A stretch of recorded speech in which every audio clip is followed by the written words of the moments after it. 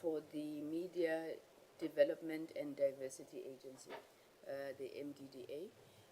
We are meeting today in fulfillment of the MDDA Act, which in Section 4 of the Act indicates that 6 members of the board are appointed by the President on the recommendation of the National Assembly. So as you will know, the subcommittee reports to the Portfolio Committee on Communications and Digital Technologies, and then ultimately makes a recommendation to the National Assembly for the President's consideration. We are going to be seeing a total of 9 candidates today, and there are currently 2 vacancies that we need to fill on the board. In terms of the current board members, there is an issue that the subcommittee has picked up in terms of the gender balance within the current board, and therefore all the shortlisted candidates, as you will know, members of the subcommittee, since you did the shortlisting, are all women, in order to try and bridge that particular anomaly that we're seeing on that board. So we'll be going through the candidates. A total of 45 minutes has been given to each candidate. A member will be afforded an opportunity to pose at least 2 questions to the candidate, and thereafter we'll receive their answers and proceed in that manner. I think without wasting any time, we can take the first candidate. If we could just get on record the name of the candidate before we call them in. Thank you, Chairperson. Good morning, members. The name of the first candidate is Dr. Natalie Skepas. Thank you, Chair. Thank you very much.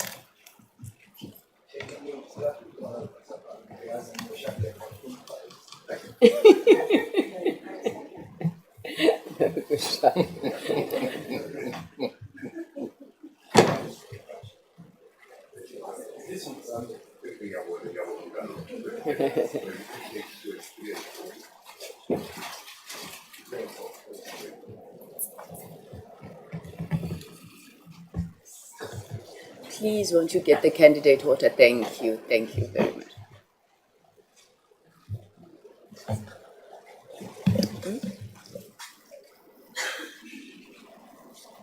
You don't have glasses, Mr. Erasmus? Thank you very much. Good morning, Dr. Skepas. And thank you so much for making the time to attend these interviews. I don't know if anybody says congratulations on being shortlisted, but I think that would be an appropriate place to start. Thank you. So you are attending the interviews for members of the board of the MDDA, the Media Development and Diversity Agency. In front of you is the subcommittee of the Portfolio Committee on Communications and Digital Technologies, which has been set up for the purposes of filling these vacancies. I will introduce myself first. I'm Kusela Sangolitiko. I am the chairperson of the subcommittee and the Portfolio Committee. I will afford an opportunity to members to also introduce themselves, please. Good morning, Doctor. Again, congratulations. My name is Honorable Shongwe. I'm a member of this committee. Welcome. Good morning, Doctor, and good luck for today. My name is Olise Belishe of the EFF. Thank you very much. Good morning, Dr. Skippers. My name is Oscar Matafa. I'm also a member of the committee, and good luck.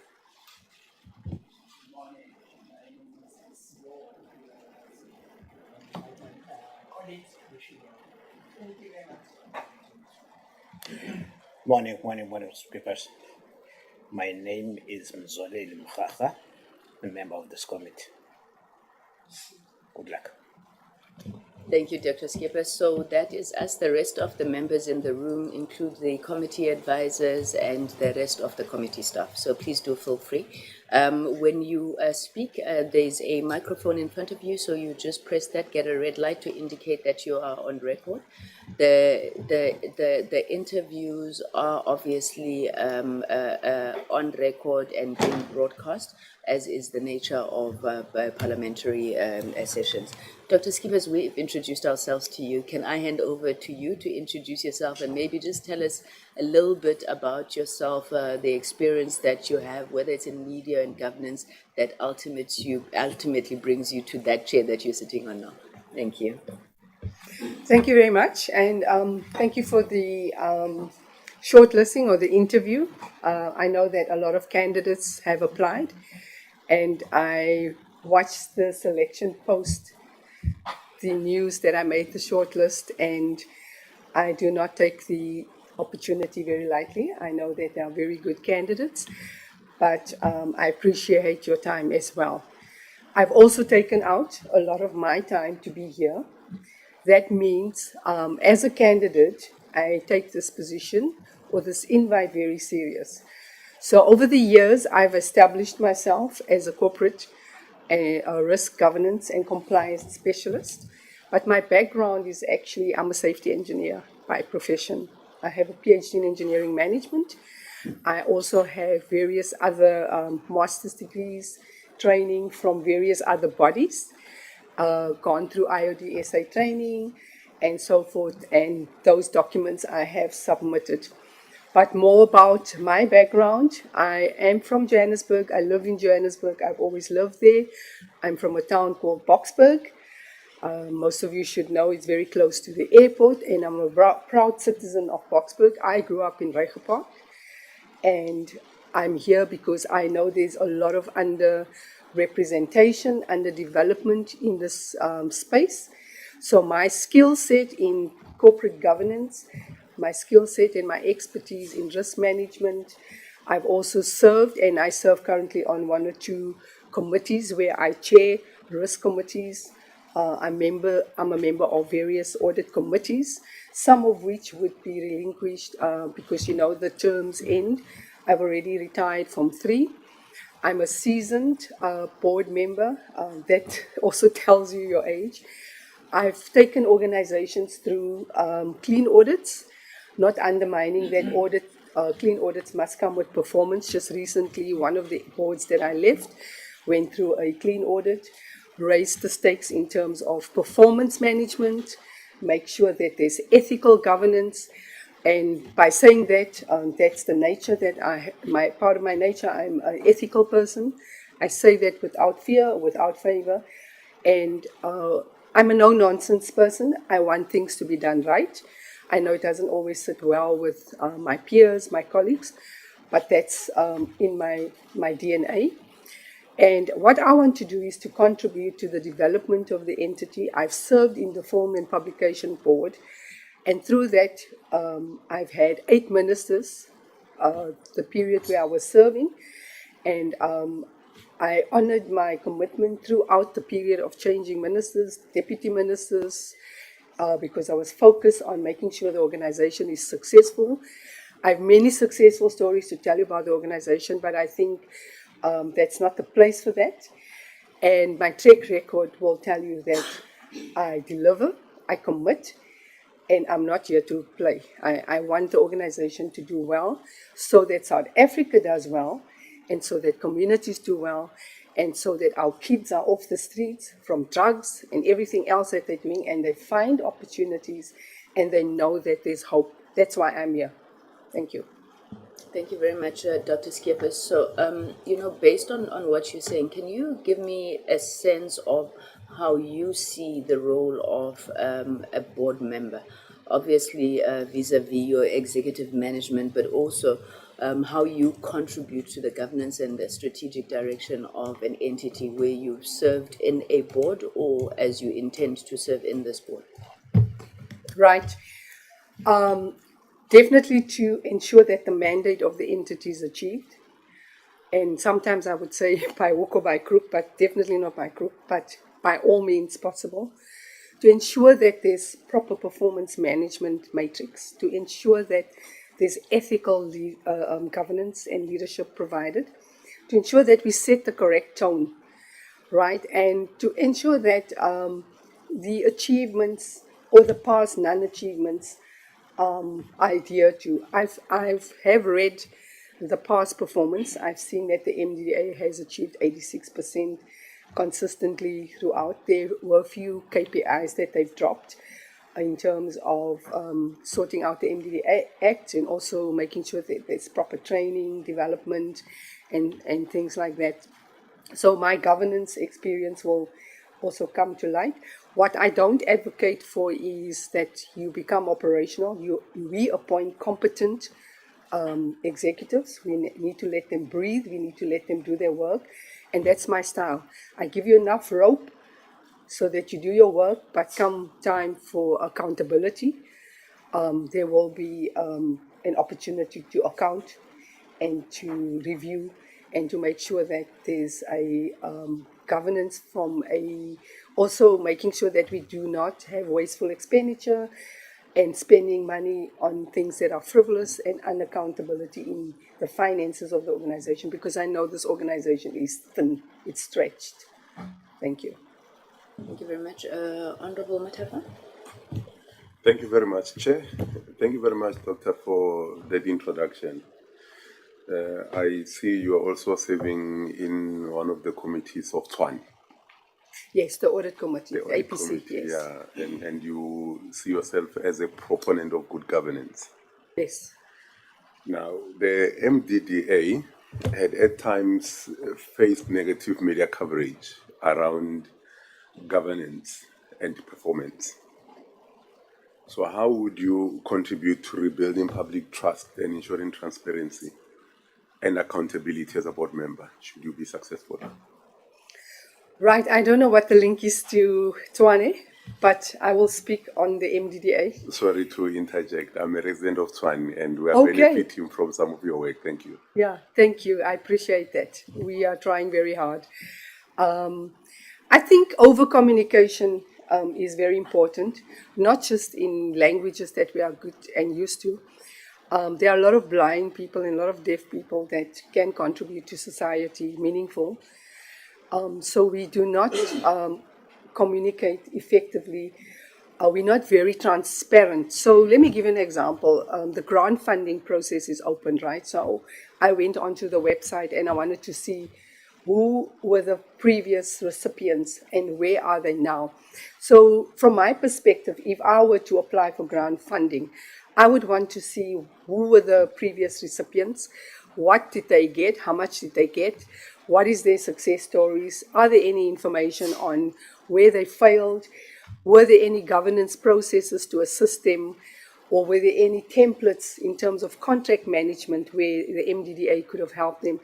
So if an entity does get a bad rap like what we're seeing in the media right now with certain entities, they've got to be ahead of the curve. I'm not saying they must apply appoint PR agencies all the time, but you got to be ahead of the curve. Also intelligence. I'm not talking IQ, I'm talking about your intelligence, knowing what your various communities do and know about the MDDA, and kind of damage control and be open about the narrative and be open about what you want to tell communities and be honest about things. I've seen many public servants being honest about the state of situations, and there's nothing you can say or do afterwards because the person is honest. And for me, that is important. If it is the values that is associated with this organization, then I certainly would want to follow through on that. I'm not going to sit on a board where things are covered up, where things are being lied to. I've been in that position, and I will not be part of that. I would be very straightforward, very honest. If I must, I will then speak to my executive authority about that, which I have in the past. But I think honesty, South Africans need, want, and deserve the honesty on anything, any platform, because there's so much fake news. You don't know whether you're coming or going. Where do you go to for truth? You can't even trust social medias because of AI, So I think MDDA should maintain their position of being transparent. Thank you. The last one from me is just to see your understanding of the link between the space that you want to venture into and where the country finds itself. And we are currently in a democratic dispensation. So the question would be, if you can just share with the panel your understanding of the role of print, TV, and radio community media within a democratic dispensation. Right. So from the research I've done, there's about 269 plus minus community radios, and I listen to one or two of them. The others are obviously out of my bounds because of language barriers. like Kwezi, they serve a larger isiZulu language. And so there's a lot of information that is out there that doesn't reach communities. So where I sit is, I'm not a media expert, I'm not a media specialist, but what I'm definitely good at is crafting and drafting business plans. What I'm good at is business decisions. What I'm good at is being a damn good entrepreneur. What I'm good at is ethics. What I'm good at is governance processes. So we can help all the media outlets by creating frameworks that they can use, onboarding them to digital tools, training them. And that's the expertise that I bring on board because I've been there and take the knowledge of governance and ethics and frameworks and compliance, link it to the outputs, because ultimately you want a sustainable radio station, a print media house, or whatever. So we have the story of the young man in Shoshanguve that has got the billboard that he posts, the project that he got. But how sustainable is that business if he doesn't link up with communities or other stakeholders? So what our role would be is to create a network, but that network can only be created if MDDA has a platform to bring in other stakeholders, not just the SABC, but the smaller players and communities and municipalities that must also provide their services to these radio stations, print media, and help them grow. Because if one business can flourish, if he can flourish, he can employ 5, 6 people. Then we don't have everybody on SASSA grants and begging bowls. We need businesses to grow, and only SMMEs can grow business, not government. So that's my link to business. That's my link to the role that I want to play in MDDA with my network and making sure that even the stakeholders get onboarded, because I've done that before. I've reached out to big players and I've helped the municipality where I used to be at to get not contracts, but to be linked to big business to say this is how we can improve on our business without using government funds. Well, it's directly, indirectly government funds. Thank you. Thank you. Thank you. Thank you, Chair. Thank you, Honorable Malaysia. Thank you very much, Chairperson. Good morning again, Doctor. I think my first question I wanted to ask was about funding. Yes. And you've already responded to that question. And because you spoke so passionately about fake news, I just maybe want to pick your brain on something. What do you think about the chanting of the Kill the Boer chant? Okay, I need context. No, it's just the Kill the Boer chant. What do you think about the chanting of that song this day and I age? don't like it, and it doesn't sit well within my stomach. Is it because it's wrong, or you just don't like it? I just don't know. I just don't like it. I don't know what it means when you say kill the Boer, kill the farmer. I've not chanted that ever, so I can't. So do you think it's okay for other people to chant it?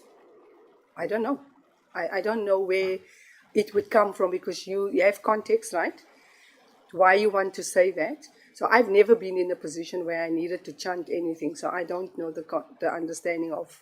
But as a person who's going to work with communities, particularly in community media space, to conscientize our people, and this song being part of our history, I think it's concerning for me that you don't seem to be bothered, that you don't know it, and you don't seem to I be know bothered. it, but what I'm saying is I've never been in a position where I've been in an environment where that was chanted or where it was sang so that it resonates in my being. And I told you, I don't like it. I don't like the way it sounds, the word kill, because it's not in my nature. So how you do things, is it about how they should be done or whether you like them or not? Remember, I have a certain upbringing. I have a certain background where I come from. I've been groomed in a certain way. So when I say I don't like it, I mean I don't like it. As a person, History of certain people in this country. there's no reflection here of anything that I've said that I'm negative about anything. I'm telling you that I don't Sounds like negative it. to me. You see, now that's your perception. Yeah. Honorable So Malaysia. I'm also saying from my Am side, I running out of time, Chair? Yes, ma'am. Okay, thank you very much, Chair. Thank you very much, Honorable Vilakazi. Thank you, Chair. Good morning, ma'am. And I see that you are self-nominated, Yes, I am. and one of the issues that do become a bother about state entities is career board people. Do you think it's a good thing to have people sit on a number of state-owned entity boards? And how do you think that can come across to the public? I know quite a few people that would sit on 16 boards or 20 boards or whatever, and they would have their own business as well. I do that myself. I think if somebody is dedicated enough to serve and give their time, because this is of service, this is self-service, servanthood. It's not easy sitting on these boards, like having to answer to our honorable colleague and being challenged, or being challenged from any portfolio committee about being on a board and decisions that you've made, because it can be career limiting. It can actually tarnish your career. So to make that decision to want to serve on a board, it's not an easy thing. However, individuals that have kind of retired and have the time and have the ability to dedicate, I certainly have no problem. At some stage, you also have to let younger people of different backgrounds in, to allow them to be part of the system. So you can't hog the space for that matter. There are certain individuals that I think should have retired from this, because you get nominated all the time. That's why I self-nominate, because I'm taking accountability. I don't think there's any laws preventing us from doing this or from anyone doing it. So I think it's got to do with the individual. It's got to do with their credibility. It's got to do with their contribution and the skill set that they're purporting to be contributing. So I personally don't have a problem as long as their commitment levels do not become a problem. Thank you. Thank you. And I noticed that you said you are a straightforward person. Yes. I think you may have used the term no nonsense person. Boards can get highly contested because it's experts, each with their mind, with their own view of how something should be done. And sometimes you might even see something that you disagree with being done on the board. Being a no-nonsense person, how do you work that out, weighed against the need to build cooperation and to work with others? And perhaps if you could give an example of an instance where you've had to practice where you've had to practice that skill. So you're talking about conflict. Healthy conflict is always welcome. You have to have conflict in an organization. Otherwise, you're going to have a bunch of yes men people sitting around the room. There has to be a difference of opinion. There's got to be independence in the board. People are independent already when they arrive, so they must have their own thinking. They must have their own views on how things should progress, as long as it's healthy. And the respect for the players around the table. So if you have a chairperson, the person that's chairing is chairing for a purpose. There's a sort of hierarchy in the room. So conflict must be dealt with in the correct manner. Either it is personal, and that should never be in the boardroom. If it's about where the organization should go, we will debate it until we have an answer as the interest of the organization, and not playing the ball. This is always about, playing the man. This is always about, let's say we want to debate, should we give someone more funding than the other person? The merit should then be discussed. The merit should be fought about and argued about, but not the personalities. And then the framework should also guide you. What is the right thing to do? If at all, and it has happened with me, to me, I don't get my joy, I'm not happy. There are certain structures that I followed up until the minister, where I've said, look, I'm now at my wit's end. I'm not happy. can I approach you? Can I write you a letter? Can you intervene? Can you help me, make me understand that this is not a me problem, but where we are now is not helping the organization. So that is what I would fight for, the life of the organization, not people's personalities. And yes, I said I'm not a media expert, so I need to be also convinced that the route we're taking is not because the person purports to be a media expert, and I can see financially it's going to ruin the organization, financially it's going to break the confidence, it's going to break the other platforms. And then I take a stance because I feel that the media expert has better knowledge. I need to be prepared as well and come in a room with my knowledge and participate as well and say, this is where I think I need to do my research and I need to convince the others amicably. But it won't end up in a bun fight, if that's what you're worried about. Thank you. Thank you. Thank you very much. Thank you, Chair. Thank you, Honorable Bilaza. Honorable Shongwe. Thank you, Chair. Sawubona. It's nice to hear that you're coming from Rehoboth. Oh, you're from Rehoboth? No, I went to school there, Rehoboth High School.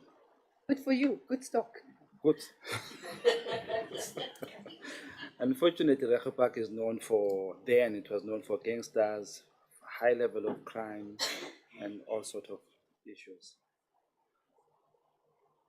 I want to ask you this. In your understanding, what's your understanding of the MDDA's mandate and its role in promoting media diversity and access to South Africa, specifically for Rehoboth residents who will be listening to a local radio station? So that's my question to you. And it's a very good question. That's why I'm here. I did some homework and I did some research, and I realized that my community, well, I don't live there personally, but I still have a lot of interaction, family members, friends. I still go there every day. There's no radio station that services the community. But there are other radio stations around it that they could access, print and all that. But I think the challenges are the knowledge and the information sharing. So there's an underserved community that often does not get information where other communities would get. Like I listen to Kofifi because mostly of the content that I consume. I sometimes listen to Alex FM. It may not be relevant, but I like the station.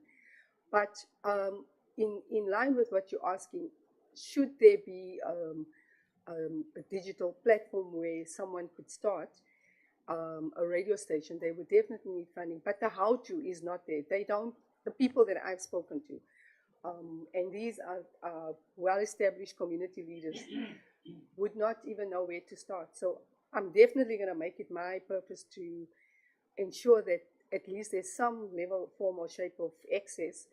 Obviously, I'm not going to go there and offer grants because that has to be following a certain process. Information is very key. We don't want kids scrolling on social media, getting the wrong information about our country, getting the wrong perception about people in this room, any players. Then diversity is also important. Rehoboth is no longer what we used to call the colored community. It's very mixed. And so that diversity needs to filter through. The language barriers need to be addressed. There's a lot of information that communities lack. Sometimes one person would send a date of payment for SASSA, and she's taken that role on to send it to everybody. Why would there not be a platform, a proper platform, where people would know where to access information? What if the information is incorrect? Sometimes I think it was incorrect. So there's a lot that you can do in your communities to address gangsterism, to address idleness. I don't want to call it gangsterism because I think that is subsided now. But idleness, not knowing what to do with your life, having no hope, not knowing where to go and get information. But there is a positive story. I know 4 podcasters that have started casting in the community. And certainly they would definitely benefit from this platform. And this entity, if they know what the entity does. Thank you. Thank you very much. Thank you. Just a follow-up question. You said you are a no-nonsense person. I just want to ask, how honest are you? Are you Mkhwanazi honest? Are you Mr. Ramaphosa honest? This is the question, and that answer will come from how you reply. In this experience, this number of years that you've been in the board, in many boards, as you say, what interaction have you interacted with in terms of a whistleblower, and what have you done that will prove to us that you are really a no-nonsense person in all these posts that you have served in? On that question again, I'd like to ask again that, do you believe in giving other people a chance, specifically youth? Hence you say you have served in many boards. Don't you think it's time maybe to give to younger Dr. Skin or somebody else, while we know experience is very much needed? Thank you. Yeah, absolutely. Let me try and answer the first one. I don't know what you mean, Ramaphosa, honors, and Konasium. I can't answer that. I was not part of what happened there, but to answer you on what I do and what I would do, yes, I've been in a situation where I received whistleblower reports on sexual harassment in an organization where I was the chairperson, and I dealt with it. Not swiftly, I dealt with it immediately. The person was dismissed. And I've done it in few more other entities. So if I have to come across information and I can verify the information, I can fact check it, I can let the investigators run the course, I will certainly not sit on that egg. I will deal with it, especially if it comes to issues where women are disenfranchised, where it's a personal matter, where people are not being advanced regardless of their race, color, creed, and they're being attacked because of their truth. I will address it. And if I'm in a position to do so, certainly I will do that. The other thing, sorry, you asked me something else about the youth. Yes, I think that's a very difficult one, because the youth do not believe that they can apply, they have opportunities. Look where we've advertised this very same position, right? This very same position should have been in all the local community newspapers, prints, so that the youth see this. But what is standing in front of them is that the experience, the nomination. When you say someone must nominate them, they wouldn't even know that they can self-nominate. So that information is information we must share. And I'm more than happy to step aside and let somebody else take the reins, because I'm qualified enough to do it. I have enough business experience. I'm an entrepreneur. I'm here to serve. And whatever I can contribute, I will contribute. But this is not the first and the last opportunity that I will seek out for. If I do not get the opportunity, there will be others, but I'm more than happy to advise others to apply, get in there, which I have done. Thank you. Thank you, Honorable Shonga. Honorable Alicia, I did stop you in the middle of your engagement with Dr. Skipper, so I'll give you one other question. Thank you. Thank you very much, Chairperson. I think my other question would have been about her experience, particularly in the media space, and about how familiar she is. But I think the doctor has clarified that she has no particular experience. Am I correct, Tola? Other than serving on the Film and Publication Board, that I served 2 terms, and it was part of the GCIS family. So that part, yeah, I have served there. Okay. What is that, or can I just ask another one? Just to pick your brain on something again, Doctor. What do you think about the media portrayal of the alleged white genocide in the country? Sure, that one I can answer honestly, because I don't know where it comes from, because I've not experienced it, and it doesn't seem like that there's white genocide, not the way whites are treated in this country, or behave, or being given access, or have businesses, or freedom, everything. I've not seen it, so I can't say that there's white genocide.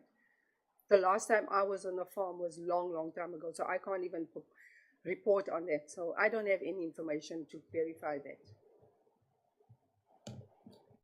Dr. Skippers, I think Honorable Alicia's question is, you are being considered for appointment on the Media Development and Diversity Agency.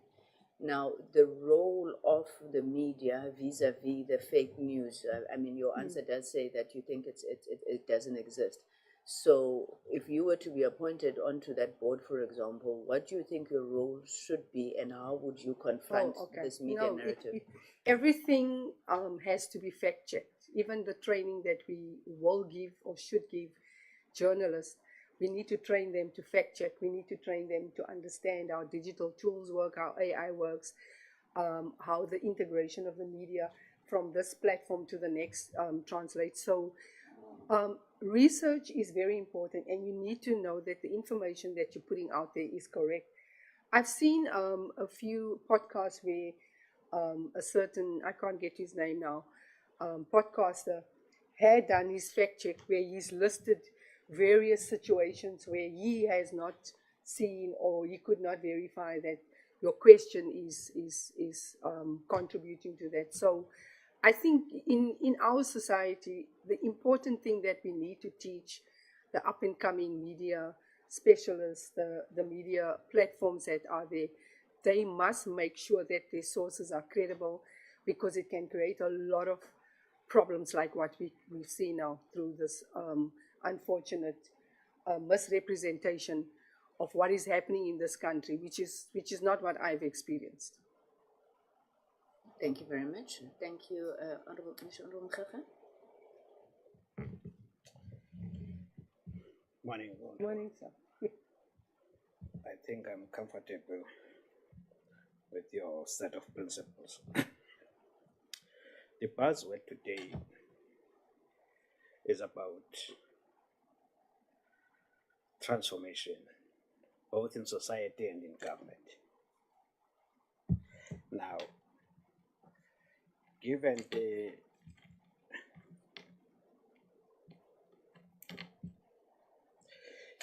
the proliferation of digitalization within government entities, how would you infuse the digital transformation within the MDDA?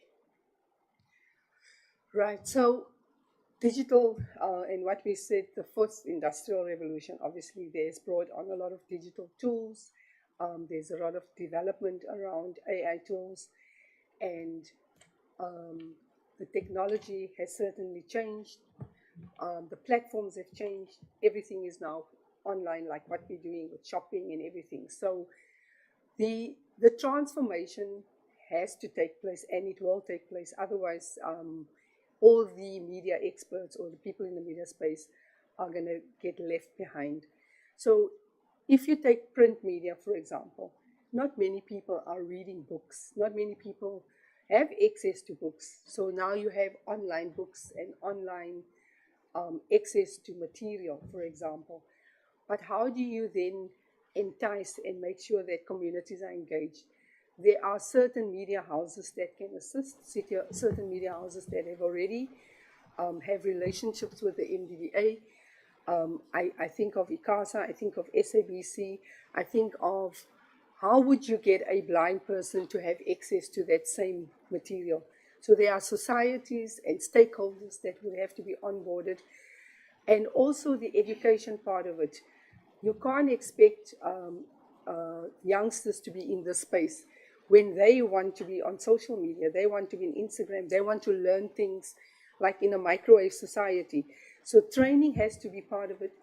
MDDA would have to relook at how their offerings are attracting younger people, people that are diverse, people with different backgrounds, and language, of course. Language plays a big part of our culture.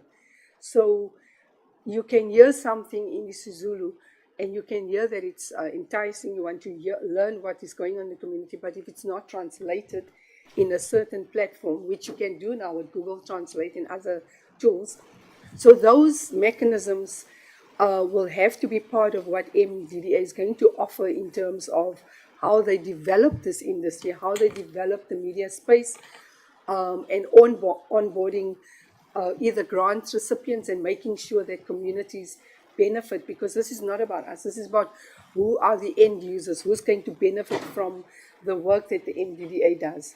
So that proliferation should not be a long road, because things happen quick. and in a short space of time. So the strategic frameworks that we've developed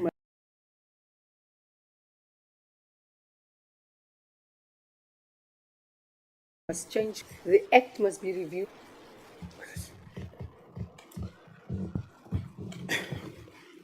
The Honorable Chair, my second question, as a person hailing from the rural areas, From what area? from the rural areas of the Eastern Cape, Okay.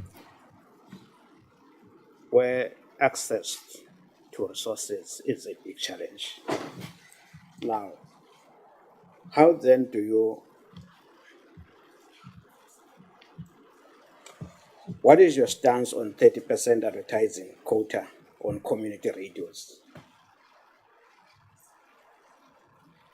How can this be enforced?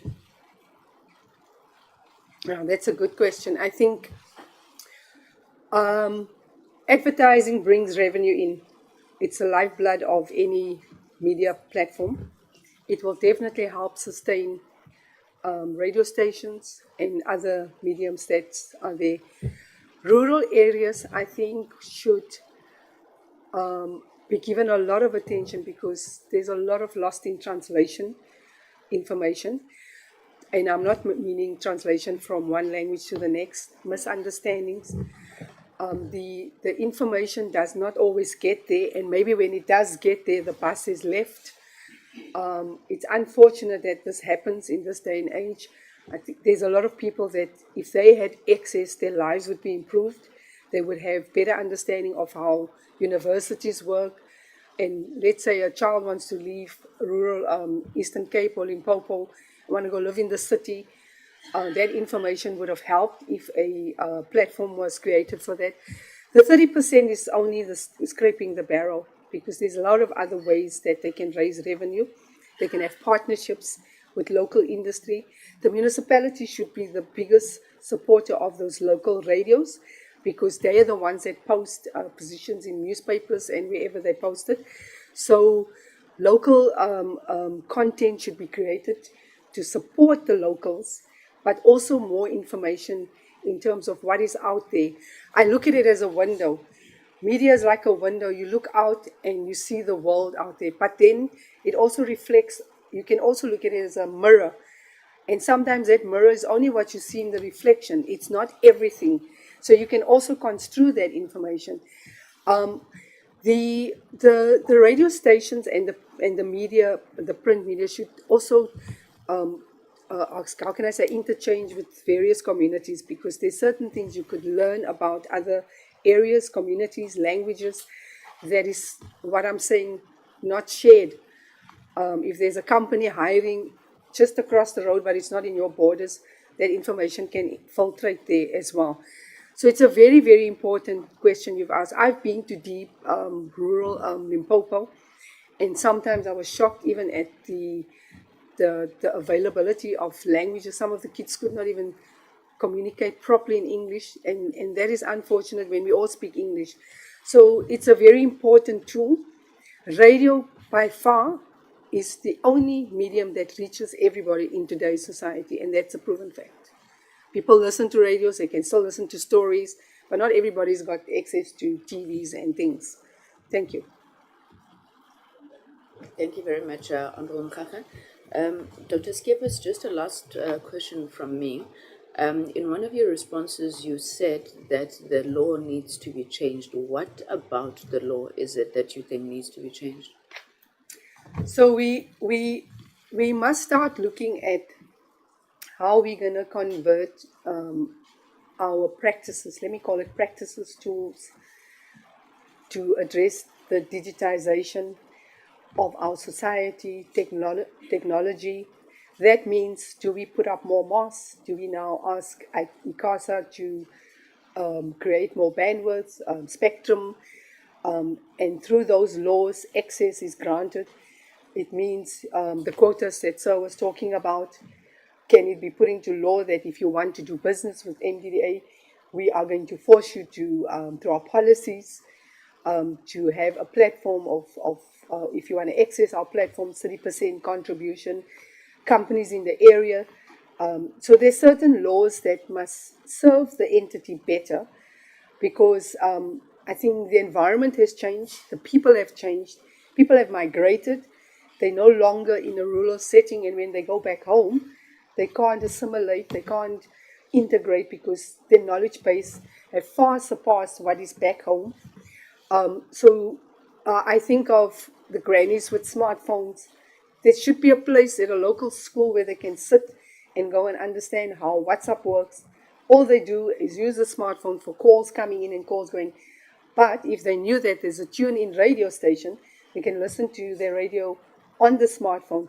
But somebody needs to be there to inform them and give them that information. And that collaboration must happen with the developers, with the app developers, and MDDA has that potential and the space to do so. Thank you. Thank you very much, ma'am. I think we've come to the end of our part of the interview, also running out of time. I'm going to check with you, Dr. Skippers, if you have any questions for us. But before I give that to you, how many active boards are you serving in currently? I think 5 of, I've just retired from one, and one would be retiring in September. And then next year, I think March, I should be retiring from one as well. Okay. Yeah. Thank you. Sorry, that's off the cuff. I can't count. So currently, as I'm sitting here, there should be 5. But one should be retiring in September. So then that makes it 4. Are they all government entities? Yes. And I do have my own business. I'm not a full-time non-executive director. So I run my own business, small business. I'm an entrepreneur. I do training in my field, and so that won't interfere with what I'm doing here. Thank you very much. Dr. Skippers, do you have any questions for us? Yes. I'm not sure who should answer this, but being the portfolio committee or the subcommittee of MDDA, what has been your contribution to assist the MDDA in terms of its growth, its development, making sure that it's sustainable or going to be sustainable in the future, and addressing issues of youth unemployment through this entity? And I know that there's no potential of integrating or disbanding this entity because I think it's doing great work.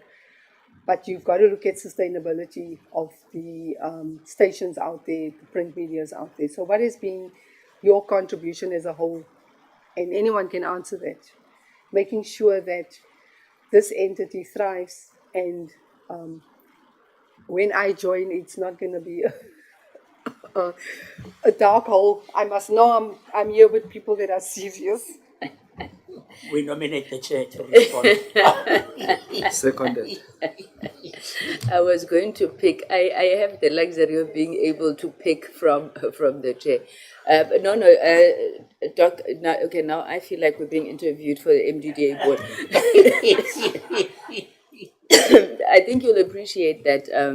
I mean, as Parliament, our role is around oversight as it relates to MDDA. We have worked with the entity. MDDA accounts to the Government Communication and Information System. The issue of sustainability of the MDDA has been front and center of the work that the committee has done. In particular, we're pushing them to finalize issues around their audience measurement capabilities, which are verified, working with the Audit Bureau of Circulation. And our view is that once you get community media with verified audiences, you are able to attract advertisers. Then the issue that you spoke about with regards to digitization and how the possibility of community media missing out on that, that's something that we've worked with them on. Their board just recently approved a digital strategy, also working together with Centec to create an aggregation of a platform for community media, and many, many, many other things I would tell you if we had time. So let me just stop there. Can I ask one more last question? Yes, ma'am. And I don't want to sound controversial, but I've been put in a hot seat, so I want to ask, what is your view on Starlink and its presence, potential presence in South Africa? Okay, so as I a didn't put committee? you in the hot seat. The person who put you in the hot seat can answer that question.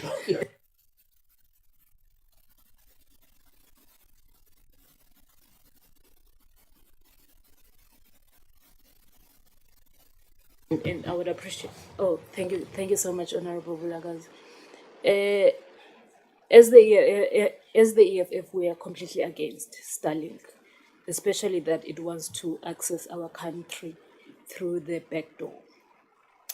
And so we don't approve of racists who want to enter our country and change our laws because they don't want, to be restricted by the laws of the country, or they don't want to comply. So we are completely against Starlink and Elon Musk and his racist tendencies. And now that I have answered, Doctor, I would like you to answer the very same question. I thought my interview was over, ma'am. I think let's stop the interview. We're going to run out of time. Thank you. Dr. Skippers, thank you. Thank you very much for making the time for this interview. It was truly enjoyable. And we wish you the best of luck. We're hoping that by the end of this term, which is in 2 weeks, the committee would have finalized our recommendations. So we will be get back to you as soon as possible. Thank you very much, and I appreciated that. Thanks. Thank you so much. Thank you.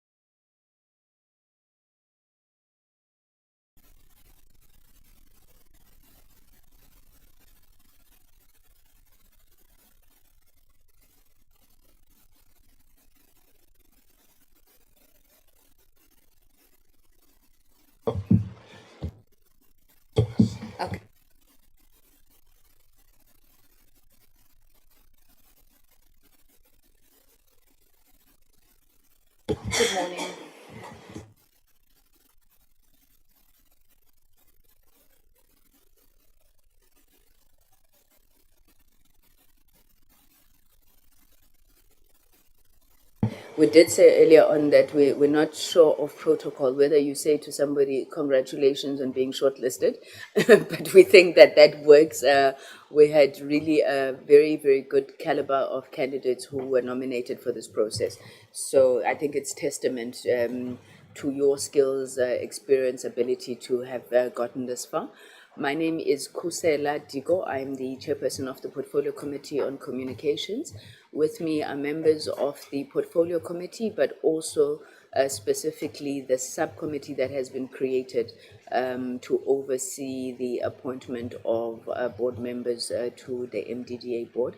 I will ask the members to just quickly introduce themselves, starting with Honorable Mkhaga at the end there. Morning, ma'am. My name is Mzoleli Mkhaga, member of the subcommittee. That's all. Good morning. My name is Sbo Vilagazi. Thank you. Good morning. My name is Oscar Matafa. I'm a member of the committee. Good morning, Chantel. My name is Sikolise Tulishe of the EFF. I'm the member of this committee. Sawubona. My name is Tulani Shongwe, member of this committee. Thank you. Thank you very much. So, Ms. Manuel, the subcommittee is carrying out, obviously, this task as mandated by the Portfolio Committee and in line with the MDDA Act, I think Section 4, which speaks to the board of the MDDA, and that the National Assembly recommends to the President members of the MDDA, members of the board of the MDDA. 6 members are appointed from Parliament, which 2 vacancies have arisen, which you are now applying for. There are 3 other members of the board that are appointed by the President directly, some from the industry as well as stakeholder representatives. So you are welcome. Please do feel free. Maybe just to kick off, can you give us a sense of who Chantel is? You know, your experience in governance, in media, broadcasting, any related field that you think would stand you in good stead for this position. Thank you, ma'am. Okay. Good morning, everyone, and thanks very much for the warm welcome. It's very interesting sitting here because for 20 years I've been on the other side of the interviewing table. So a little bit about me. I'm a media person. So I've worked as a journalist and a media leader for the past 27 years. Started my career at the Cape Argus as a reporter before moving to the NGO sector and then community media, which is, sometimes you find yourself in a space and it feels like home and you never expected that that's what it was going to be. And that's what community media was for me. And over the years, I've been repeatedly struck and reminded by the power of community media. And that's why I stayed there for so long, for 24 years. And so for the past 17 years, I've been in a senior leadership position. So that's exposed me to, issues around governance, leading a big team, managing budgets, etc. And for the past 2 years, I led a national team, which comprised our titles down here in Cape Town, one in Kimberley, one in Durban, and one in East London. The reason I no longer work in formal media is, as you know, most of media is going through a very difficult time, and our department went through a major restructure, and I opted to step out into self-employment, which is where I find myself now. And apart from being a journalist, I also take on independent media projects, editorial projects. I'm currently busy with a very exciting project that's documenting the history of Livingston High, which turns 100 years old next year. And very interested in mentorship, in working with small publications. I've recently been involved in judging the FCJ Excellence Awards for local media. And it was a wonderful experience, just to see what small media are doing and the impact that they're having on the community and the commitment that there is, often amongst media people who don't earn a lot, who are working with really, really small and restricted budgets. And then last week, I was at the AMP conference where I got to engage with even smaller media, the ones who belong to the AIP. And so I'm very excited to remain involved in the sector, even though I'm not, formally employed in media anymore, because that really is where my passion lies. Thanks. Ms. Manuel, tell me, from where you're sitting, what do you understand to be the key challenges facing the community media sector, but also MDDA? And then should you be appointed, how would you then contribute as a board member to resolving some of those challenges? So I think as, across the board, media is battling to, think of new ways to get revenue. And so resources and revenue is definitely one of the biggest challenges. I think another challenge is that as community media, and I still refer to it as we because I'm still so fresh out of the industry, we've made that move online, that digital move. We've changed our mindsets about immediate news, going online, checking on your phone. But I don't think that the sector has done enough to bring audiences with us. Because in my experience and from our market research, many of the community media audiences are older people. And we find that it's those older people who are, they still want their print products, they still want their traditional products, they want to be listening to community radio. So I think that there is a happy place where both or all of them can exist. We just need to learn how to educate our audiences to bring them with us, and also to work with people in the industry to really see the potential that's there.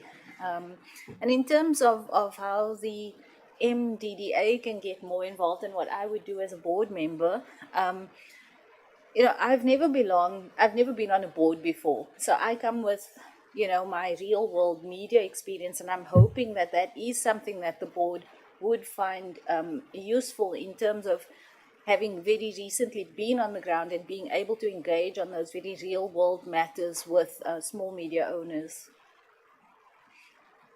Thank you very much. Honorable Mkhaga?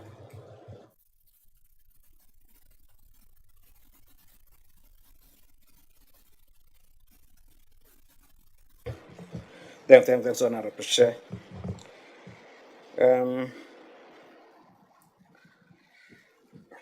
Madam, transformation of society and in government is a buzzword today. All institutions are expected to undergo that particular process. Given the proliferation of digitalization within government entities, how would you infuse the digital transformation within the MDDA?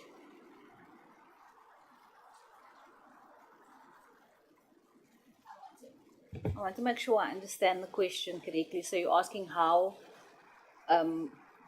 would you infuse the transformation within the MDDA? Okay, so in terms of how I'm going to be promoting that transformation from an MDDA perspective. Exactly.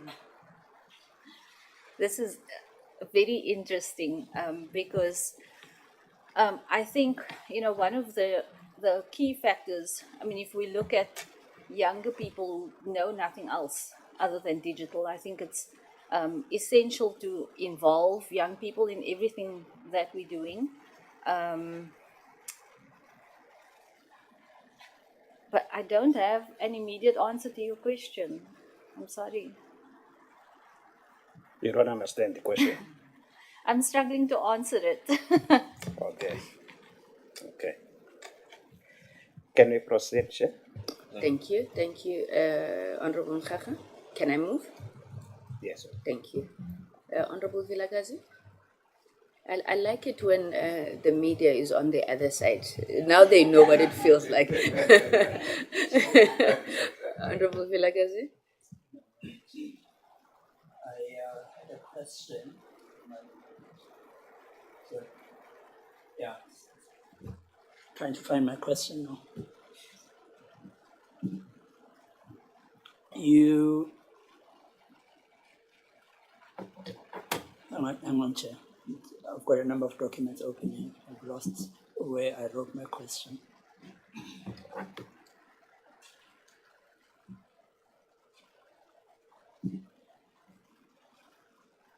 You said that community media has gone digital as a means to survive, but has not brought its audiences along with it. I find that curious, and I think it's quite an insightful characterization of the situation, because the revenues haven't gone along. The traditional revenues haven't come along with this digital shift, and perhaps this could even be related to Honorable Mkhaka's question. But how do you think community media, in its various kinds, in various ways, can bring along those audiences? What is it that's missing, and how can this be overcome? So I wanted to take a step back. As community media, we have gone digital, and you are absolutely correct that we tried to take the revenues with us, but we didn't manage to do that. So, just to touch on that, I think we need to start looking at different revenue streams. We're so dependent on advertising, and I think especially as community media, with our free titles, we are dependent on that advertiser base. And so one of the ways that we can bring our audiences with us, and we've seen this happening when we start working with the community. And, as someone who comes from corporate-owned community media, there's often this tussle between, are we even really community media? And one of the things that we did quite well was working with the community in terms of training, in terms of getting them to tell their own stories. And I think that's another opportunity there for us to bring them with us, because we can start setting up memberships, subscriptions, which, if you think about it, community media doesn't touch that kind of thing. And currently I'm busy doing my research, my doctoral research on WhatsApp, and how people are actually using WhatsApp as their own community media platforms, and the challenge that this could potentially pose for traditional community media. And they also, that is an audience that's being created on its own. They're creating their own news, and there's a way for traditional media to tap into that, to start working with those communities. And in that way, it's not kind of this sort of power and subject situation where you're saying, oh, we are the powerful medium, we're going to bring you with us. We have this opportunity to say, we don't know what's going on, you're doing something very interesting, let's work together, and in that way bring our audiences with us as we grow this new community media, or the new media sphere that we need to create. Thank you. You said that you have not been on boards, and you were very brief with the input there. However, here you are applying to go on a board. One. Secondly, you've got this experience. You keep telling us about examples of work that you are doing that could clearly benefit an organization such as the MDDA. You've also sat on senior management, senior leadership positions. And I get the idea that you would have a clue around the role of board membership. I would hope that you do. And so what do you think you would bring to the MDDA board if you were on it? I'm uninstitutionalized. So I think I might, sometimes when we know things really well, that is just how it must be, and that's how we expect it to be. And I thought about this when I reflected on my time, my 24 years in community media. You know, you become very comfortable in a position because you know your colleagues, you know how they're going to think, you know what they're going to do. And I think when you're new in a position, you also come with a certain kind of naivety. And I may come and I may ask questions that maybe someone last asked 20 years ago, but it gives everyone an opportunity to kind of rethink about those things.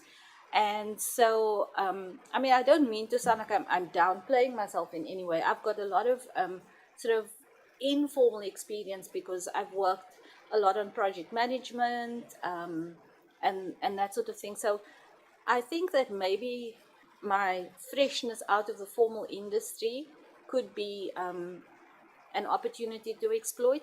My sort of newness might create opportunities for new discussions and new debates and for us to re-examine questions that we may last have examined many years ago. Ms. Manuel, let me follow up on Honorable Vilakazi's question. So, should you be appointed to the board, I mean, you've reflected on your journey so far and you are here now. What is it that you hope you can bring, right? When you look at the industry with your eye coming from the outside and you look at the MDDA, the day you walk into that board meeting, into that organization, what change do you want to see in the MDDA? I'm very passionate about playing a role in bringing back trust to our media. If you look at, we look at videos that get sent to us. Sometimes we even look at things that appear on valid news sites, and we have to ask ourselves 2, 3, 4 times, how can I trust this? And that mistrust has filtered down into formal media. If you look at where people are going for their news now, they're not running to IOL or Media 24 or the Athlone News or the Plainsman. They're looking elsewhere, they're turning to their communities, and I would really love to work with, to have an opportunity to put structures in place and systems in place where we can start bringing back that trust. And I mean, it's not going to be easy. There isn't sort of one line about this is how we're going to bring trust back to the media. I think it's going to be a long process. We're going to have to develop deep understandings of what led us to where we are now and how we can dismantle that and how we can make use of these new systems that people are using. But that is what I'm incredibly passionate about, and that's why I want to continue to be involved in the media sphere. Thank you. Honorable Matafa? Thank you very much, Chair. Good morning. I have 2 questions, and I will pick up from your introduction and your last response. You are from the print media, right? From independent media. Independent media. So the question for me there would be, what is your understanding of the role of print media, TV, and radio community media in a democratic dispensation? So I feel like I can put my academic hat on and say, well, in a normatively speaking, but so we always say that we want to educate and we want to, we want to educate people, we want to entertain them, and we want to create debate.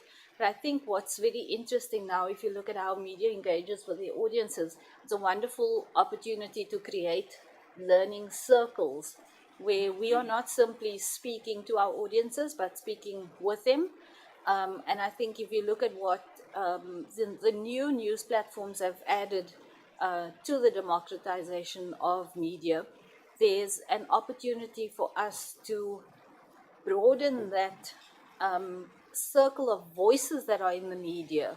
At the conference that I attended, I think it was last week, yes, there was a shocking statistic about how few women's voices are included. So whenever we want some kind of authoritative voice in the media, it's a man that we turn to, because there are these strict databases. And I think with the opening up that social media has brought, and that with greater audience participation, we have access to more voices. And I love that, because then we're not just reading the same stuff in the paper all the time, or on the radio, or on TV. Sorry, I have a print bias. It may come out in my words. No problem. Thank you for that response. The second one, in your response to the follow-up question by the chair, you alluded to bringing back trust to the media. Now, when you look at the MDDA, the entity that you are seeking appointment to its board, recently it has faced negative media coverage as far as performance and governance is concerned. So my question there would be, in your role in the board, what would you do to bring trust and ensuring transparency and accountability as a board member?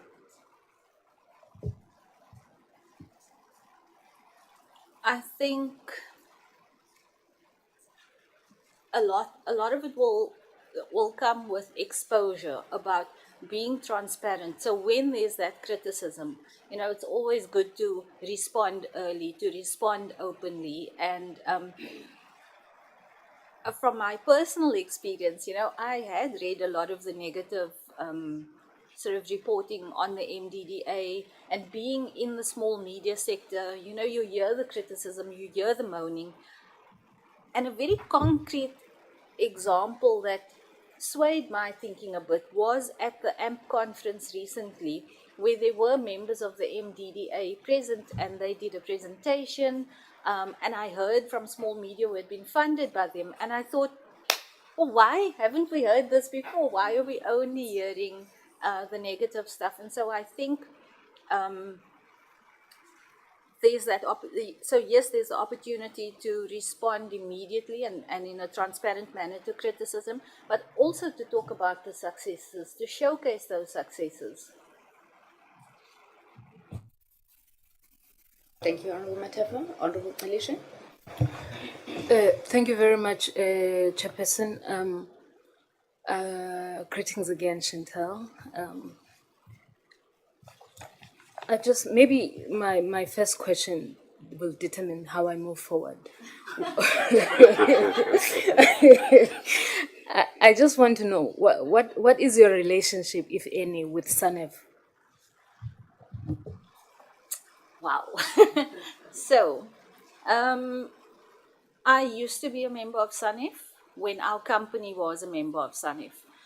So when independent media was still owned by the Irish, we were all, because the company had memberships for us. And then when Sekunjalo bought our company, ultimately our membership to SANEF was ended. I don't, as a individual editor, I didn't have any real input with them. Yeah. Okay, then maybe let me now ask a question, Chairperson. What then would be your strategy when to fight disinformation? Because there's a lot of disinformation, there's a lot of fake news, and sadly, this day and age, it looks like the journalists have and media houses have jumped into that space as well, because they spread a lot of disinformation and fake news. How would you fight that? Because I mean, that's how we got to know about the groups of Tumamina groups, that there may be incentives in to journalism to push a certain narrative. So as a person in the community media space, which is crucial because it does shape the opinion of our people and communities, how would you fight disinformation?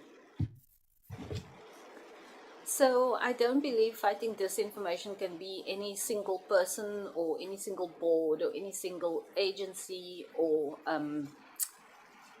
media houses' responsibility, and I don't think anyone will be able to do it individually. What I do think we need in South Africa, specifically to break down this kind of disinformation that stems from this highly competitive environment, I think we need the media to be respectful of each other again.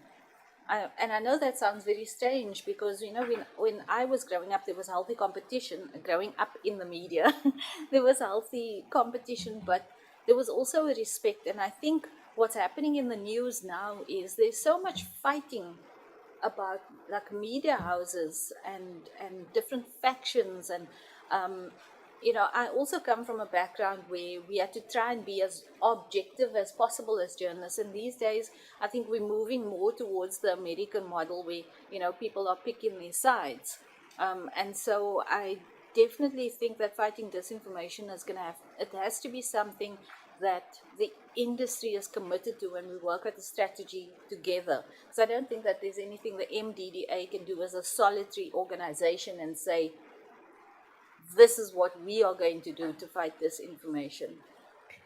I was asking on your part as a possible board member, but that's fine. We can move because I do want to ask my next question, and it is a follow-up question on what you said about factions in any space, right?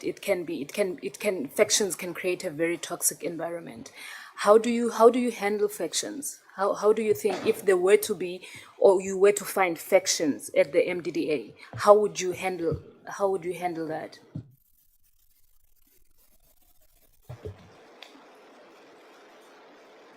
This makes me think a little bit about an experience I had in the newsroom where we had these groups of bullies.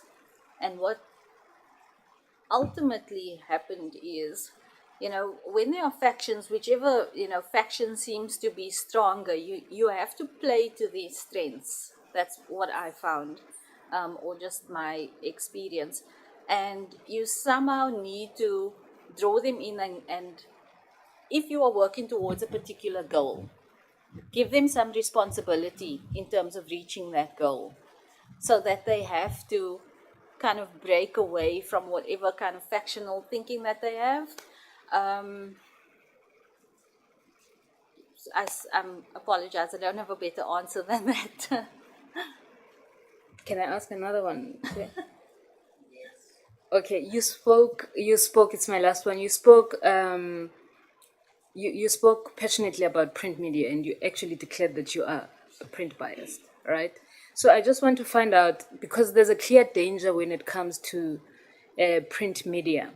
So, like, do you have any thoughts in terms of like how you think you can assist in that regard? So I have a bias towards print only because that's where I spent my entire career.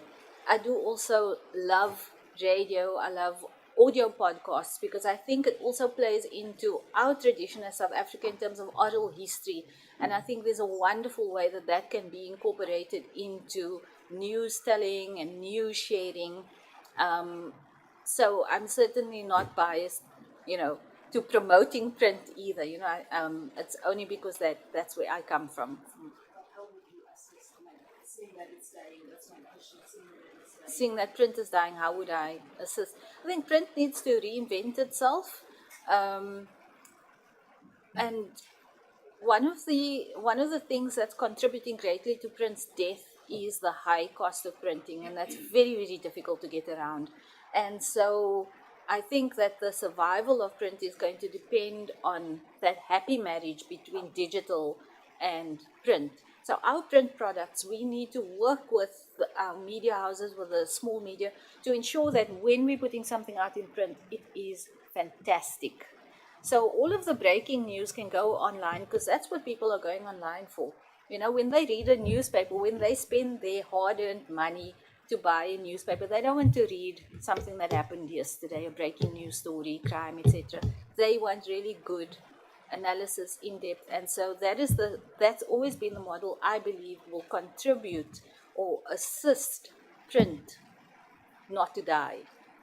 So that's one of the things. I think we also need to look at how we can build membership models, some interesting looks at revenue for print. Thank you, Honorable Malaysia. Honorable Shongwe. Thank you, Chair. Sawubona, sis. How are you? Good, thank you. Fine. Given the mandate of MDDA support to historically disadvantaged communities, how would you measure whether your board's decisions are truly empowering Black-owned community media platforms? and they're only not just ticking boxes. Very importantly would be to work closely with whichever media we are funding or the MDDA funds or works with to those follow-ups, those assessments, those really continuing to work closely with them rather than kind of just watching everything from afar. And also when applications come in, I guess that the rigor with which those applications are looked at will have to be seriously considered. Also, in terms of reach, I think that's incredibly important because I think lots of people are capable of perhaps starting media companies and they might apply, but they might not have the reach or that ability to sustain it. And so I think assessing things like sustainability, reach, those will be very important, and the follow-ups afterwards. Okay, thank you. If you are to find yourself in a situation as a board member, you go to a local radio station and that radio station has a board that has one member who's a member of parliament, and for that reason they can't get funding, how and what would you do in that situation?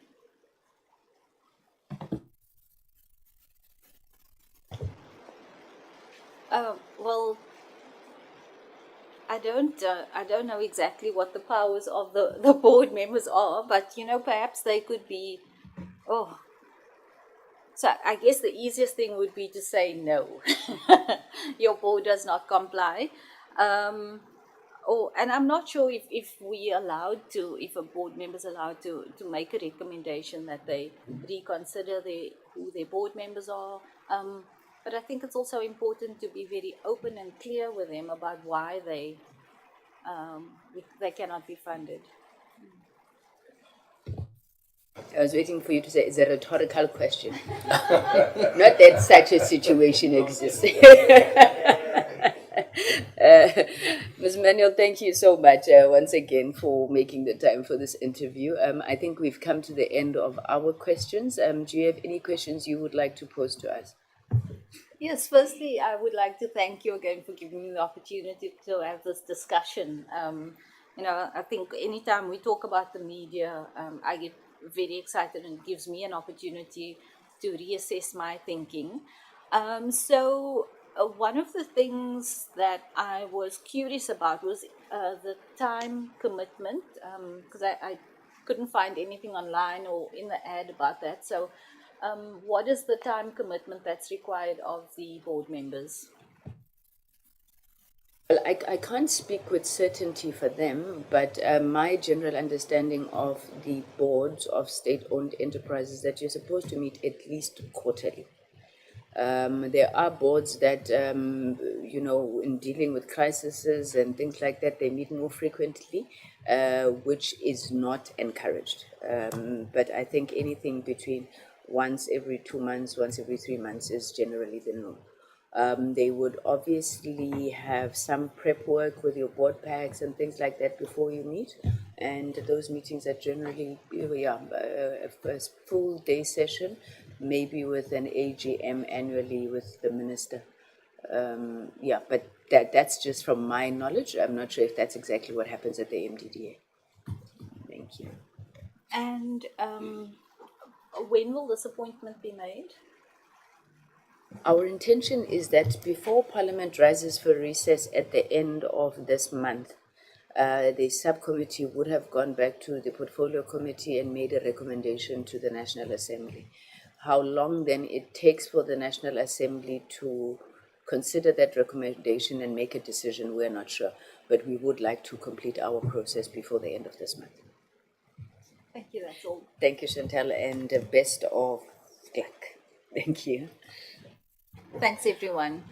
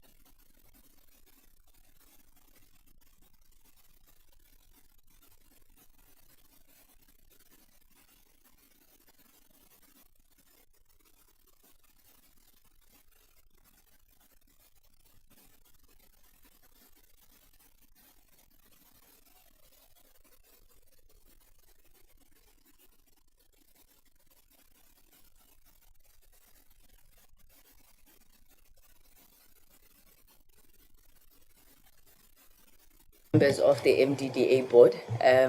You will know that we currently have 2 vacancies on that particular board. The full complement of the board is 9 members, 6 of whom are appointed by the President on the recommendation of the National Assembly and 3 from the industry and from the shareholder. My name is Kusela Sangonitiko. I'm the chairperson of the subcommittee, and I am with members of the subcommittee and the portfolio committee here. So I will ask them to just introduce themselves, starting with Oketegile Babu Shongwe. Honorable Shongwe. Sabona, how are you? I'm fine. Welcome, like I feel free. Honorable Shongwe, Honorable Elisha. Doctor, how are you? My name is Sikolise Elisha of the Economic Freedom Fighters. Welcome and good luck. Sawubona, Doctor. Sawubona, Honorable. My name is Oscar Matafa, ngilungu le committee. Good luck. Thank you. Morning.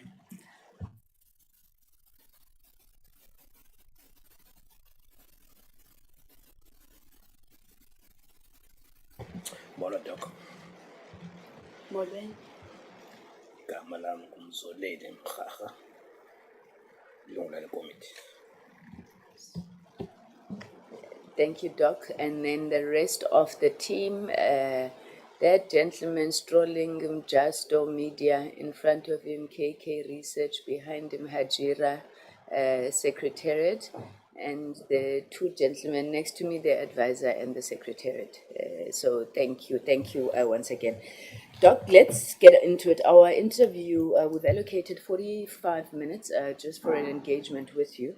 We're obviously keen to know that as you have been nominated to the board of the MDDA, what is it that you think that you bring to the board? Should you be appointed in terms of your experience, whether it's in governance and media, and maybe just your understanding of this institution, the MDDA as well? Thanks, Doc.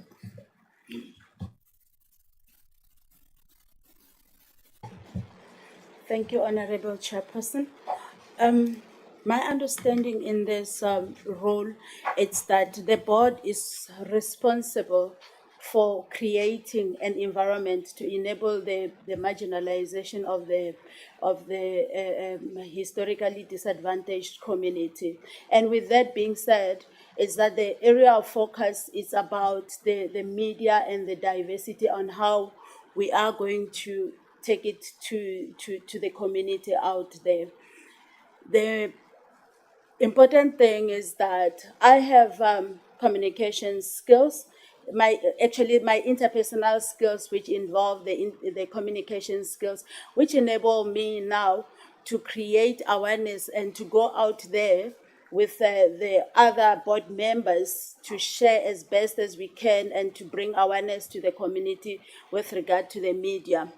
My detailed experience include in the governance area as well, the digitalization, the transformation of digitalization strategies as well that I've previously worked on, and then even currently I'm working on. So I do believe that with the experience that I have, and also my qualification of the one that I also publish different papers with regard to the digitalization platform, it will bring a lot of weight.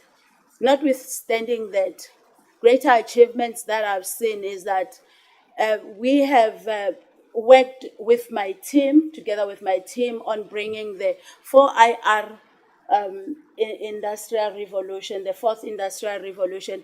In that being said, we were using the virtual reality and the augmentative reality, whereby we're creating content. And that I felt like that is the biggest straw, that it's actually quite being ignored in the area of communication, that it is easy for community or for youth to see images live being simulated in a normal environment. So in overall, Chairperson and the Portfolio Committee, it's that my intensive skills are also that of the financial background. I have a qualification in finance, of which I did not continue much with it based on my interest with regard to the IT environment. And I found that with the little knowledge that I had on the financial background as well, it's actually a contributory factor into the digitalization, into the transformation of digitalization, in also pursuing performance and also automating the entire processes that we are currently having, because you cannot you cannot have digital transformation without having to put people and also the processes in place. That's how then we then call it into the digital twinning, so that we allow everybody to be part and parcel of it. Thank you, Chairperson. Thank you, Doc. I'm going to give Honorable Matafa an opportunity to ask, because I know I'm going to lose him in a few minutes. Honorable Matafa? Thank you very much, Chair. Truly appreciate it. Doc, mine would be two questions. The first one is how we turn around the image of the MDDA, because lately you've seen that it has faced very negative media coverage as it relates to its governance and performance areas. So if you are successful to be appointed into the board, what role do you think you will play in order to bring back public trust and ensuring transparency as well as accountability in the institution? Thank you, Honorable Member. What is important at the Media Development and Diversity Agency, it's to ensure that awareness campaigns are carried all throughout. Our mandate as the MDDA, it's that we have to ensure that communication, not necessarily communication, media awareness is being carried throughout to the local community. So the role of the MDDA should be then protected in terms of the governance and the administrative reporting as well. We have to report where necessary. We come to the Portfolio Committee as well to report whatever that we have to obtain. It should act in the best interest of the agency, the best interest of the government, seeing that also there are funds, there are grants in there are seed funds that are being obtained from the government, and such should then be accounted for. And KPIs as well should be set, they should be met. One of those is that we have to be seen in the public platform as well, that we are in existence, and we are making sure that service delivery is being carried through the media, through the media, and to diverse all the issues also for the marginalized community at large. Thank you for that response. The last one would be on an area that you touched to a great extent, the community radio and media space. So my question there would be, what do you think is the role of the community media, as well as print and TV, in a democratic dispensation that the country finds itself? Thanks, Doc. One of the important factors within our communities as well, it's to ensure that we have what we call the digital print platforms, whereby we ensure that whatever that we print, it should be understandable to the public. It should be understandable to the community. The role of the media is to ensure that all these Twitters, the Facebook, and the Instagram and other platforms are embedded into the media industry without anything being left behind. And community at large should then also have an opportunity to have, as we know that South Africa has 12 languages, it is also important that we ensure that we communicate with our local languages. I know that there is a newspaper in Bembe district whereby the use of digital print is being focused at. they are using like 70% of the Chivenda language and 30% of English. So we should ensure that our children, they take pride of their own languages to ensure that message is cut across and awareness then is being created, and also to ensure that the community get access to the media in an easy way. Thank you.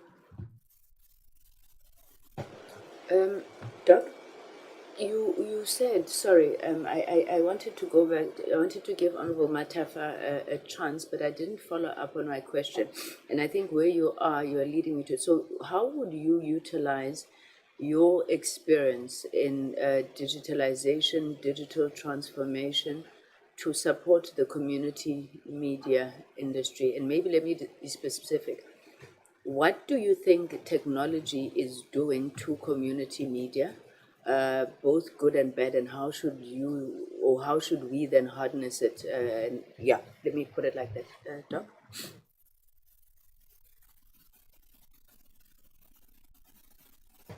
Thank you, Chairperson. My apologies, I was also writing. Okay. The mandate of the board is very much clear. The focus is that it's the role. I'm saying the role to be specific. The role is very clear with regard to ensuring that there is proper governance, to ensure that there's oversight, strategic plans are taking place. All these areas then are require, I mean, the strategy becomes the highest body, the MDDA strategy.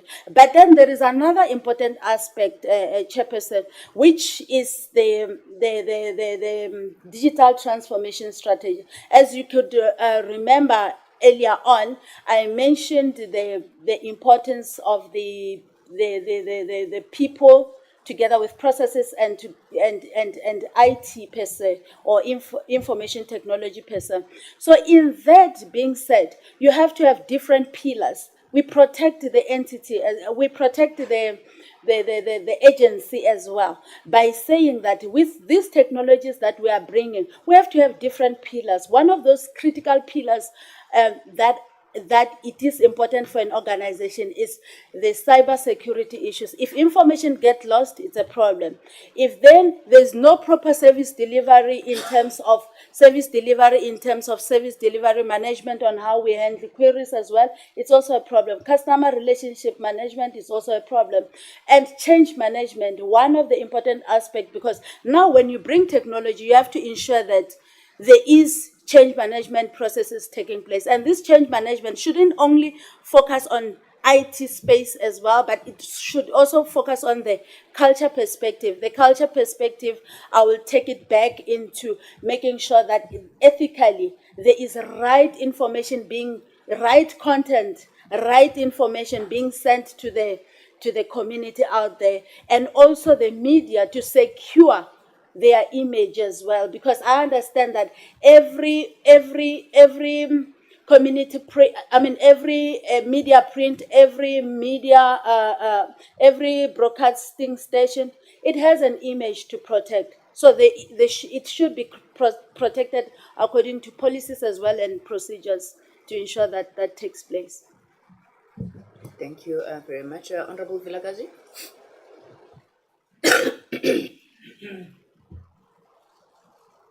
Thank you, Chair. Good morning. Good morning. I note your experience, your vast experience within the area of ICT in general. What I'm battling to pick up, Doctor, specifically, is how that would translate into the community media sector. So the chair just asked now how you would see digital transformation. I'm pleased that you speak about aspects such as cybersecurity, actually, because we haven't heard of it.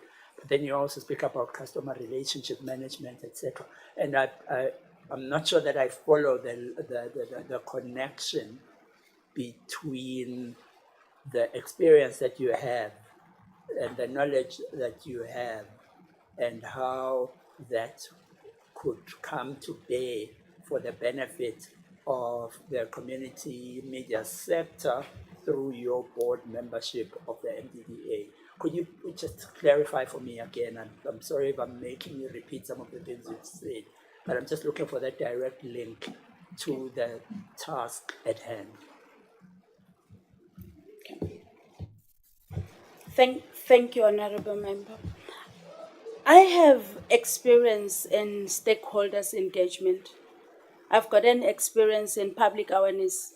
I've got an experience in governance issues, as I've alluded earlier on. And with that being said, and also digital transformation, of course, I've written numerous papers with on that regard as well. And I've got also experience in research in detail. So with that being said, it is important that where members are lacking, I will be able to come in to support. To support in which sense? To ensure that professionalism is carried through, to ensure that there's integrity at highest level as well. And then there's also Ubuntu. We have to translate everything according to our South African culture, I must say, whereby we have to advocate for our community. We ensure that proper awareness is being carried through in whatever that we are doing. Because you see, when you implement IT, Honorable Member, when you implement any technology within the space of IT, there's no way that people cannot be involved. So who are our people? Our people are those community media and commercial small media.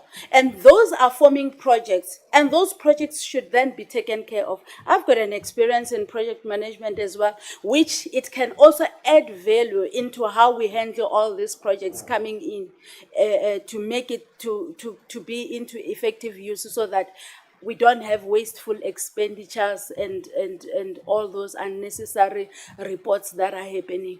Moreover to that, by the way, we have to generate revenue of all things. We have to generate revenue. One of my skill set is the revenue enhancement. On the generation of revenue in bringing the IT expertise, it's that you will look at ensuring that all the content that is being created, we make use of the artificial intelligence. I mean, the developed countries already now, they know which content is to be said at what time, which content is to be created for which community. So that is something that we have to bring it within the space of the MDDA. Thank you. For the clarification, and in fact, then you took away my second question, because I was going to ask you about sustainability, but I guess that saved us the time, and I hand back to you, Chairperson. Okay, I'll take your second question then. Dr. Mulungane, have you served on any boards previously? Do you have any board experience? And what is your understanding of the function of a board? Thank you, ma'am. Thank you so much, Chairperson, for the question. I am currently serving at South African PhD Association as a marketing strategist there, together with the Fourth Industrial Revolution, to see that all the technologies are being embedded. However, when you look at the MDDA, it's all to do with the overseeing part, unlike the South African PhD where I am, whereby we actually activate the protection of our qualifications and the likes of within the space.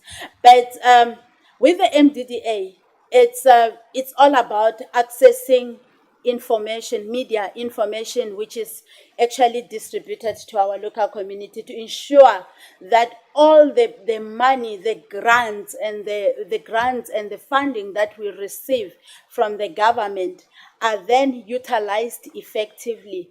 Why are they utilized effectively?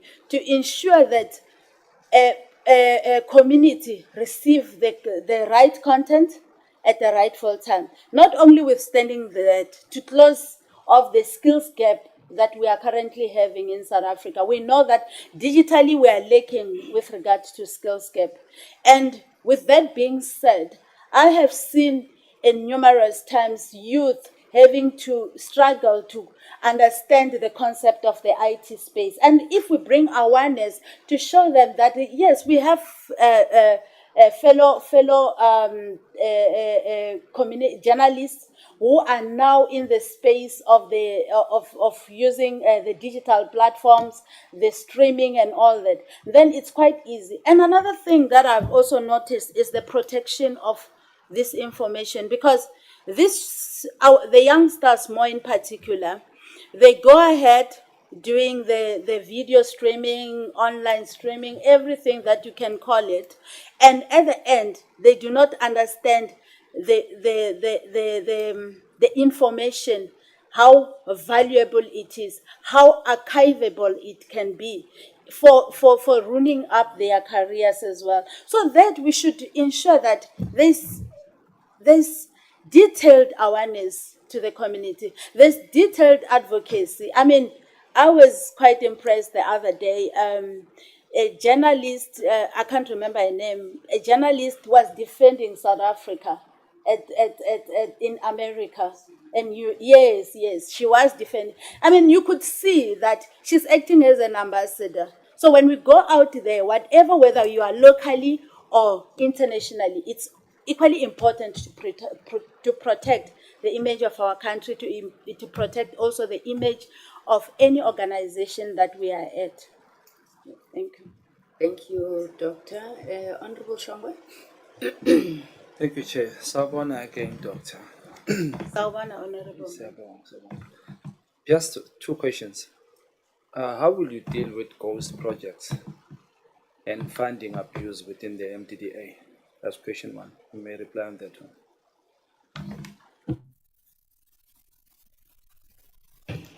Thank you for the question, Honorable Member. There cannot be ghost projects if then we follow the project management frameworks. They cannot. There should be auditing. There should be accountability. Should there be any? And I know for a fact that of recent, I mean, I looked at your annual financial statements as well. And I've seen that there was a certain material that was not reported to for grant and funding. And then somehow, even though it was a minor audit finding, but then it didn't carry weight. But with those being said, that should be attended to. Projects are equally important because they are going vis-a-vis to the funds that are being spent for our own country. So we have to accountability should take place. No matter how little can it be, they should be. But auditing should then take place. Everybody who's working for the MDA responsible for projects should then be required with the internal audit department to then investigate and also to ensure that all these are being reported to. With regard to funding, that is another challenge. I read one of the report, I think it was the sustainability report. I understood that small community media and those community print, they do not understand the impact of reporting. And these funds, for you to get a funding for the following year, for the next financial year, you have to then have a good report or good reputation. And if such you cannot, why would we then give you another funding whilst you did not complete the first one? You didn't complete, meaning that you didn't account for. So the mandate of the MDDA is very clear on that everybody has to account. And it is MDDA employees who should ensure that accountability and transferability does take place at the rightful time. And then before annual reports, before any monthly reports can be done, such any discrepancies should then be reported up front. You spoke of the image of the radio stations, especially in local radio stations. There is there is a complaint. So I want to know, which you as a board member of MDDA, how would you help indigenous churches, specifically musicians, like Amazayoni, Tlepetep, ZCC, or Shembe, in having their music being played on local radio station? What would you do, and how would you do it? Thank you for the question. I have noticed that uh, honorable members, they do attend different churches. And with that being said, they are acting on behalf of the government per se. It is important for the board member or any board member to attend any of the churches without any reservations. Why I'm saying so, it's because according to our section 15, everybody has a right to believe, to his belief and religion, to practice. And I mean, the Constitution clearly stated, but then how do we go about in controlling that? We have to ensure that there are frameworks and policies. Then we have to set good standards as well to the radio community, together with the media print as well, the importance of these frameworks that are being set. I mean, there are so much frameworks that currently are being drafted within the MDDA, I've noticed, and this we have to put it into effective use by making sure that awareness campaigns are taking place. These musicians should not be restricted, as a ZCC musician should not be restricted to come to my church at Evangelical Presbyterian to come and present any music. Why, with being said that, as a board member, I have also a right to contribute to his development, because these are diversity issues as well that we have to address. A ZCC member, of course, cannot go to end here, but we have to find a way in which then we embrace each other's culture to ensure that that happens. Thank you. Thank you, Chair. What community radio stations do you listen to, Doctor? I listen to the 20 FM. Yes. It's quite interesting because I've been at City of 20 for it's actually equals to my years of experience of my career. So I've been listening to it, and it's quite interesting because that's where you are able to pick up the local news with different languages. Then they embrace the use of languages as well. It's just that suddenly we are no longer seeing them on TV that often, but with in terms of radio station, yes, and Paddy FM as well. At Ridgefield. Thank you. Thank you very much. Honorable Mkhaga? Good afternoon, Doc. Good afternoon, Honorable. Let me take you back to the transformation that you have alluded to initially. The buzzword today is about transformation of society and government. Now, given the proliferation and the digitalization within government entities, how would you infuse the digital transformation within MDDA?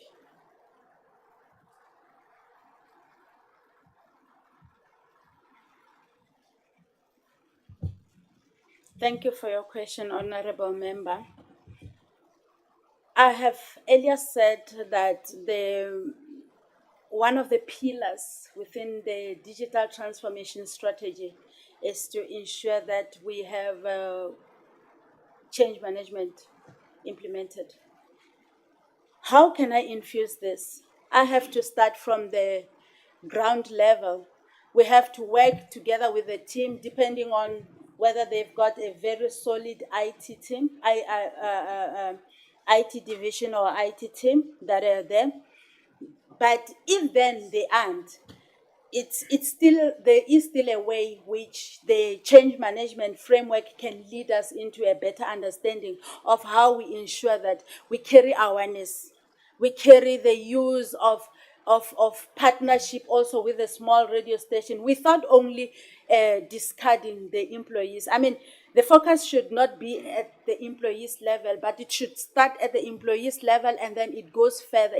It goes up to the community at large, which is our media community, and to ensure that the digitalization strategy is being clear, it's being carried through. And with that, you can also infuse it with the use of entering into partnership with your NIMISA. I mean, NIMISA is offering different courses. We know that they are offering the digital literacy, they are offering the AR and the VR, the augmented reality platforms together with the virtual reality. They are also bringing the other radio perspective of the presentation as well. So this, with all these debates that are being carried out, they have to then be infused into the change management strategy to ensure that now we make sure that information is being sent to the public, it's being sent to the community as well. And not only that, it has to be sent with their local languages. It is important to carry the local languages to ensure that everybody understands where we are driving ourselves to. I mean, countries are far well developed out there, and South Africa cannot be left behind due to that. Thank you, Honorable Member. Thank, Honorable Chairperson. My second question. Hailing from a rural area, either from Limpopo, Eastern Cape, to KZN, where resources are so scarce, especially access to advertising. What is your stance on 30% advertising quota on community radio platform? And how can this be enforced?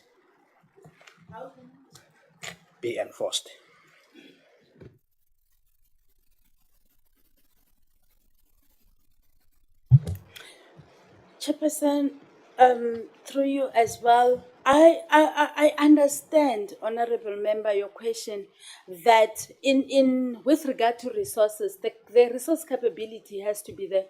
The development of this sector should be seen very clearly, whether it's in the rural area or whether it's in the urban area. We shouldn't be, well, we can separate them, but understanding, because I come from a rural area, so I much understand what is happening as well there.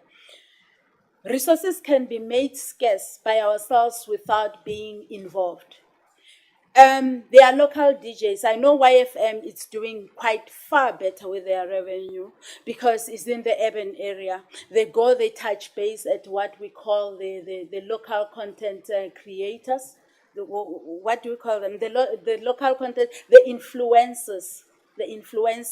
They go touch base on the Facebook, all those people. And we know our own with Soshanguve as well. In Soshanguve, we have one influencer who's forever on TikTok called Grace Moldani, if I can say so.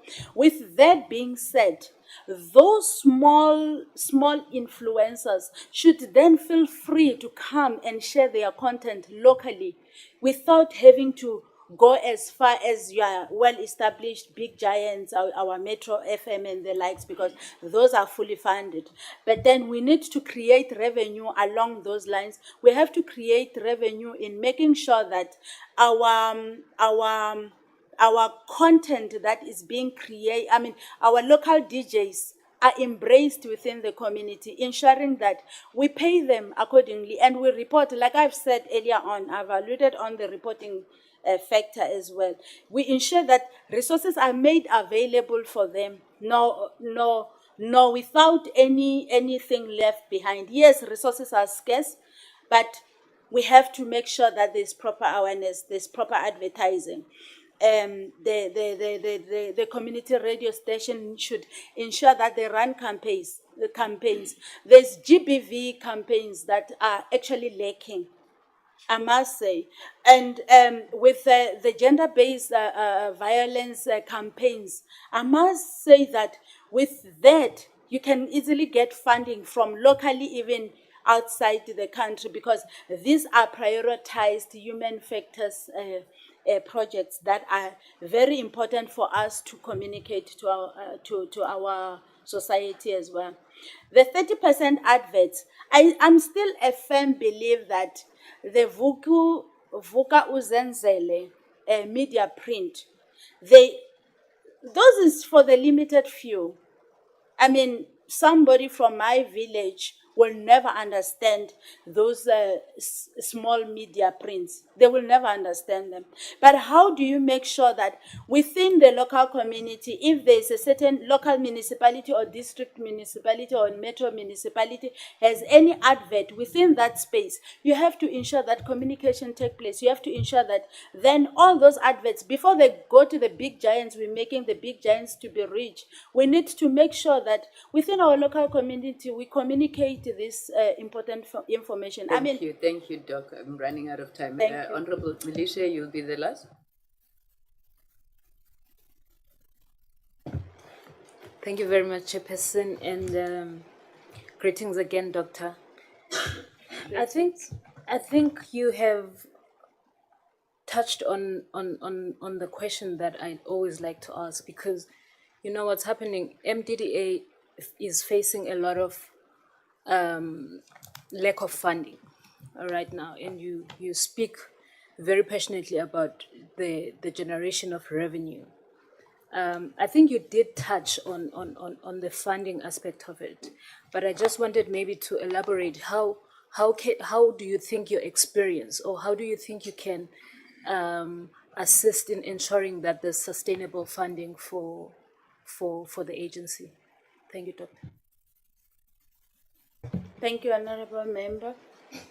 It is important for the MDDA to enter into public engagements, to enter into stakeholders management, to enter into contracts which are going to bring revenue.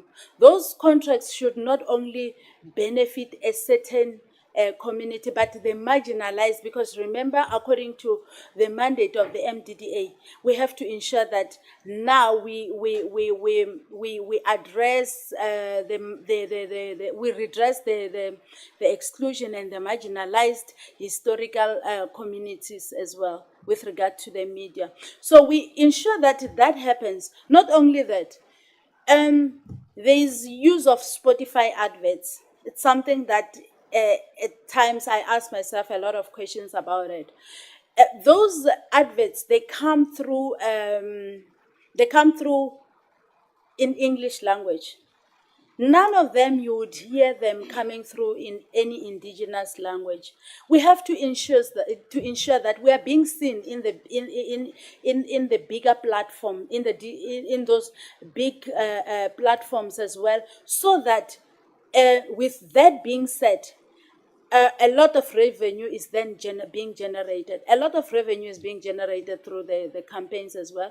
A lot of revenue should then be brought in.